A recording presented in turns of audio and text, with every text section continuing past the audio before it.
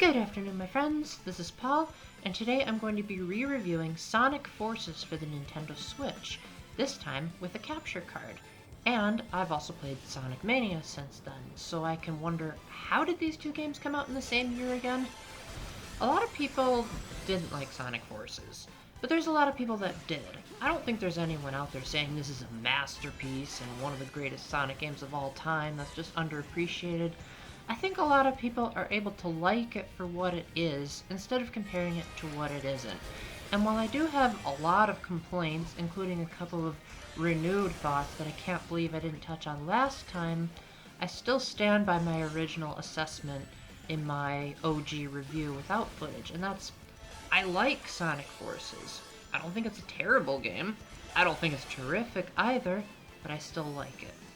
So for starters, the three gameplay styles that you'll see are Modern Sonic, which is what you're seeing on the screen, where Sonic blazes through the levels at blistering speed, sometimes so blistering that you just spam Sonic's boost ability and you can practically auto-run your way through the stages, as well as using his homing attack to jump between enemies and obstacles.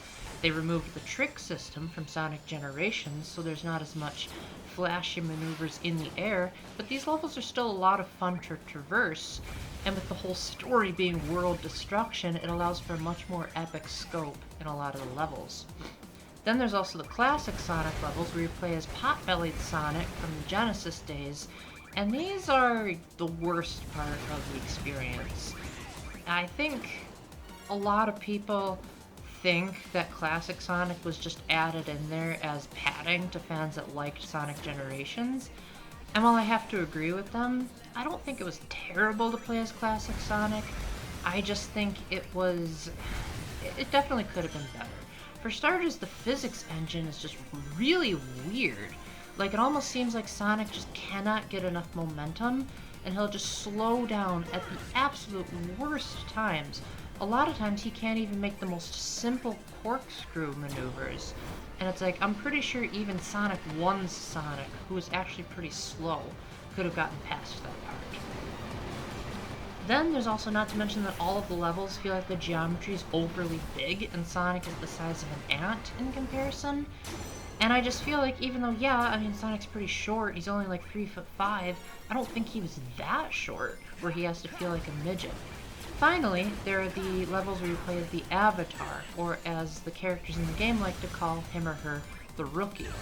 This is more or less Sega's way of acknowledging the Sonic fan creations over the years, even more so if you download the DLC where you can download a Sonic t-shirt.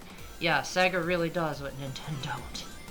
And you basically get to create your own character. You can choose the character's gender, what animal they are, which in turn affects your abilities, and even what weapon the character uses, which will influence how you attack the enemies, as well as if you gather the correct wisp, you can get a secondary special ability. I really liked playing these Avatar stages because they allowed me to really express my personality and feel like I'm playing Sonic my way instead of the way Sonic Team wants me to play the game.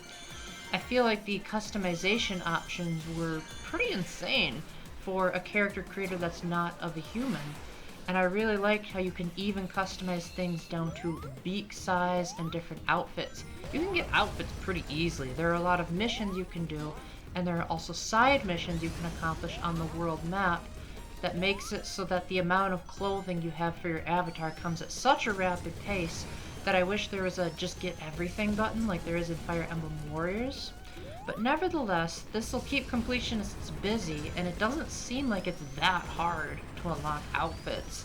In fact, I wasn't even trying for 100% of the time, and I was loaded with way more pieces of clothing than I would like to admit. There are also some hybrid levels where you play as both Modern Sonic and the Avatar. These don't drastically change the gameplay too much, besides just combining their abilities into one. Overall, they emphasized the power of teamwork, and even though I haven't played Sonic Heroes, I can definitely appreciate the allusion to that game. And I also just really like games in general that involve teamwork without requiring extensive multiplayer capabilities. Take the hint, Four Swords games in the future. Now, what about the story? Obviously that's going to be the selling point for most people playing this, as I'm pretty sure no one Sonic Forces because they said, oh wow, 3D Sonics are just so good after the masterpiece that was Sonic 06. We need to see what Sonic Team will do next. Well, I actually really liked the story. I don't think it was perfect by any means. It definitely felt like a lot of moments were put in there to be cool for the longtime fans, but then Sonic Team didn't know how to execute how they would play out. So, like, for example, when Chaos appears, he's, the final boss of Sonic Adventure, and he's defeated with just one leap on top of him by Classic Sonic. That kind of feels a little bit anticlimactic. Also, it seems like every time something cool happens in the story, it's over like the next chapter. That being said, this allows for an amazing setup, and the levels have a sense of scope and incredible awe and wonder to them that Sonic games don't generally have. They're more or less very simple affairs where you're running through colorful planes and atmospheres that look cool, but thematically don't make a lot of sense because the old Sonic games didn't really focus on narrative. This not only provides context to what's going on, but it makes it so that the level designers can get wild and wacky. And if you're like me, where you watch Star Wars movies for the action over the plot, you are gonna find a nice compromise here. The plot isn't too insanely detailed, and a lot of times most of the action is shown off screen with the characters just talking in radios. Normally, I would hate such a thing, but if you're talking from the perspective of the classic Sonic experience, I think this is a good compromise, as a cutscene-heavy Sonic just wouldn't feel right if you're a longtime fan of the Genesis-era games like yours truly. However, it's really hard to talk about Sonic Forces without comparing it to Sonic Mania, especially because that game was made mostly by hackers, and this was made by an official publishing team. And yeah, Sonic Mania is definitely the better game. It feels like that game was more of a labor of love, and this, I wouldn't say it wasn't a labor of love, but there are definitely areas where they felt like they needed to fix the game, so they created a whole new engine. But in some ways, this engine is actually worse than the ones that were used in Sonic Unleashed and Sonic Generations. Some people will be quick to point out that the Switch version is the inferior version because it only runs at 30 frames per second. That was actually the least of my worries, because I never noticed that the resolution was anything less than great. However, there were a couple of times where there would be some glitches in Sonic not being able to do a high enough double jump, or the characters not homing into my targets. However, most of the game, I was still having a lot of fun. That being said, by the end of the game, there were definitely some frustrating moments, especially the boss battles. Those just tended to drag on for way too long. But as long as the boss battles were, the levels themselves were often way too short and over before you knew it. I think this works as a Switch game because if the Switch can be played in handheld mode, it's perfect for people just wanting a quick burst of Sonic. And if that's not enough, there are also the missions, which are even shorter. Then there's also the episode Shadow, which is free DLC, and oh boy, it sure is free alright, because it's only 3 chapters.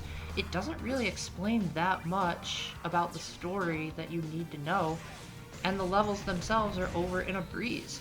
It almost seems like the team wanted to do like a let's redeem Shadow the Hedgehog, but at the end of the day, they said, the main story is more interesting, so you can just fill in the blanks by yourself.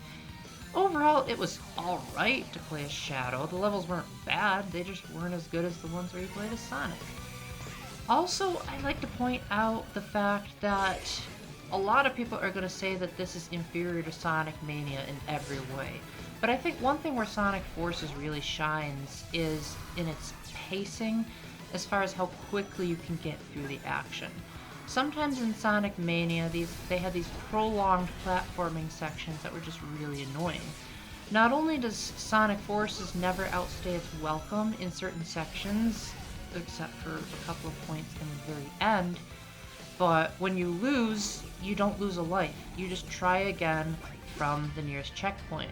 And I feel like the checkpoints, for the most part, are pretty evenly balanced out. There's also some nice quick time events that are pretty easy, but they do feel like you're getting more into the action than just jumping and zooming around the stage.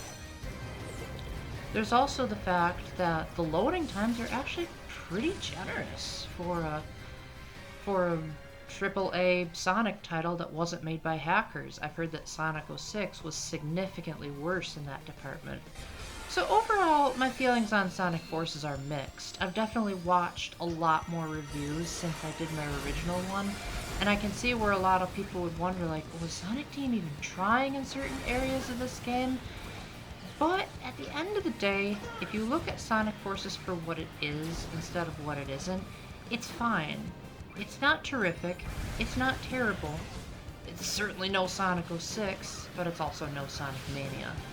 So as far as what I think, as far as your enjoyment of the game, I think you should give it a try. This game is really reasonably priced nowadays. I saw it on the eShop for $10, and I think that's a wonderful steal of a price, especially with the production values being incredible.